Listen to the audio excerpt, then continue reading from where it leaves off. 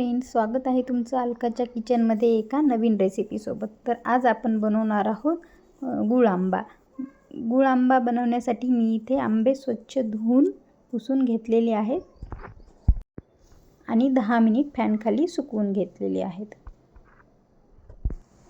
तर मी 4 कैऱ्या घेतलेल्या आहेत बाजूला काढून आणि त्यासाठी 4-5 लवंग घेतलेले आहेत आणि इथे 1 वाटी भरून गूळ घेतलेला आहे. गूळ आपल्याला कैरी किसून जेवढी भरेल त्यानुसार घ्यायचा आहे किंवा मग कैरी आंबट असेल तर गूळ आणखी लागू शकतो. आणि कैरी सोलण्यासाठी मी इथे एक सोलणी घेतलेली आहे. आता कैरीचा आपल्याला मागचा भाग कापून घ्यायचा आहे आणि आपल्याला हे देठ कापताना थोडा जास्त कापायचा म्हणजे कैरीचा तेलकटपणा त्या कैरीमध्ये उतरणार नाही आणि आपला गुळ आंब्याला चांगली चव लागेल. आता कैरी सोलणीनं आपल्याला अशी व्यवस्थित सोलून घ्यायची आहे. तिचं वरचं साल आपल्याला काढून घ्यायचं आहे. तुम्हाला जर ठेवायचं असेल तर तुम्ही ठेवू शकता साल असंच. जास्त जर कैरी जाड असेल तर तुम्ही अशा प्रकारे चाकूने सुद्धा कैरी सोलू शकता. माझ्या कैऱ्या इथं खूप जाड साल होतं त्याचं, त्यामुळे मी त्याला चाकूने सोलून घेत आहे. अशा प्रकारे आपल्याला सर्व कैऱ्या इथं सोलून घ्यायच्या आहेत. अशा प्रकारेच आपण साखर आंब्याची रेसिपी केलेली आहे. ती एकदा नक्की बघा. वरती कार्ड लावलेलं आहे आणि तुमची रेसिपी करणं झाल्यावर कमेंटमध्ये नक्की सांगा की तुमची रेसिपी कशी झाली आहे. चला तर अशा प्रकारेच आपल्याला सर्व कैऱ्या सोलून घ्यायच्या आहेत. हे बघा, अशा मी कैऱ्या सोलून घेतल्यात आणि आता आपण त्याला बाजूला ठेवून एक कैरी काढून खिसून घेऊया. कैरी खिसण्यासाठी मी इथे अशा प्रकारची खिसणी वापरलेली आहे. ह्या खिसणीनं जास्त मोठे मोठे काप होतात कैरीचे खिसलेले. तुमच्याकडे जी खिसणी अवेलेबल असेल तिनं तुम्ही खिसू शकता.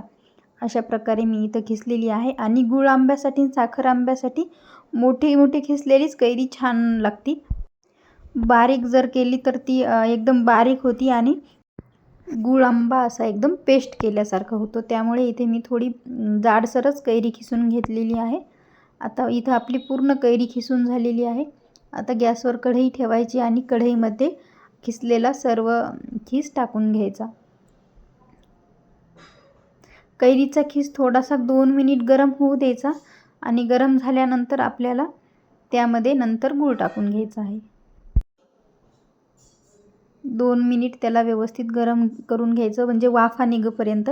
म्हणजे आपला गूळ टाकला ना की तो लवकर पातळ होईल. आणि कैरी अशी गरम झालेली आहे बघा, वाफा निघत आहेत आणि त्यामध्ये आता मी गूळ टाकून घेत आहे. 2 वाटी कैरीचा खीस झालेला होता तर त्यानुसार मी त्याला 1 वाटी गूळ टाकलेला आहे. कारण कैरी खूप आंबट होती त्यामुळे गूळ जास्त लागलेला आहे. जर कैरी आंबट नसेल तर गूळ आणखी कमी लागू शकतो.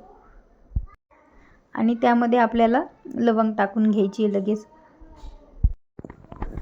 गुळाची अशी पूर्ण चाचणी होऊ द्यायची. गॅस मीडियम ठेवून आणि आपल्याला त्याला सारखं हलवत राहायचे म्हणजे गूळ खाली चिकटणार नाही. नाहीतर गुळाची लवकर चाचणी होते आणि गूळ कढईला लवकर चिकटतो. तुमच्याकडे आणखी जाड कढई असेल तर ती तुम्ही घेऊ शकता. माझ्याकडे जाड कढई नव्हती त्यामुळे मी अशा प्रकारची घेतलेली आहे. आणि कढई स्टीलची किंवा मग नॉनस्टिकचीच वापरावी लागेल. कारण कैरी आंबट असती तर जर्मनच्या कढईत त्याचा काळसरपणा गुळ आंब्यामध्ये उतरू शकतो. आणि हे बघा, पूर्ण गुळाची चाचणी झालेली आहे म्हणजे गूळ पातळ झाला आहे. त्याला आपल्याला असं व्यवस्थित घट्टसर करून घ्यायचं आणि हाताला जोपर्यंत चिकट असं जडसर चिकट लागत नाही तोपर्यंत आपल्याला हे परतून घ्यायचं आहे. आणि आपला गुळ आंबा असा छान झालेला आहे. त्याला बघा कसा मस्त कलर आलेला आहे. आणि अशा प्रकारे आपला गुळ आंबा तयार आहे. रेसिपी आवडली असेल तर लाईक, कमेंट आणि शेअर करायला विसरू नका. भेटूया आपण अशाच पुढच्या नवीन व्हिडिओमध्ये. तोपर्यंत खात राहा, मस्त राहा. Bye bye.